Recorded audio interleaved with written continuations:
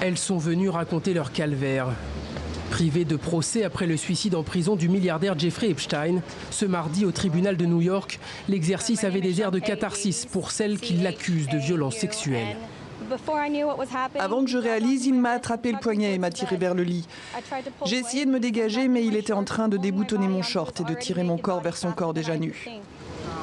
Avant d'annuler officiellement le procès, la justice américaine a tenu à donner la parole à ces femmes, un moment d'une intense charge émotionnelle.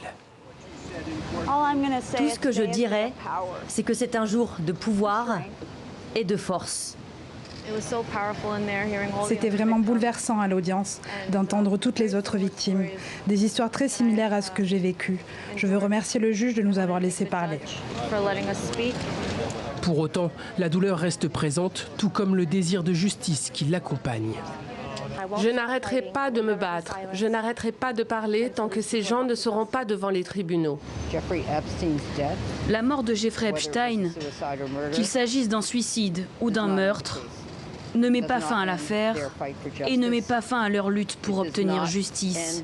Cela ne met pas fin à leurs émotions, au fait qu'elles ont été manipulées, sont devenues des victimes et qu'elles étaient des victimes enfants. Dans le viseur désormais des plaignantes, de supposés complices de Jeffrey Epstein qui l'auraient aidé à recruter des jeunes filles mineures, à commencer par l'ami proche du milliardaire Ghislaine Maxwell qui est introuvable. Une affaire qui pourrait également rebondir en France, à Paris, où Jeffrey Epstein possédait un appartement et où la justice a ouvert une enquête.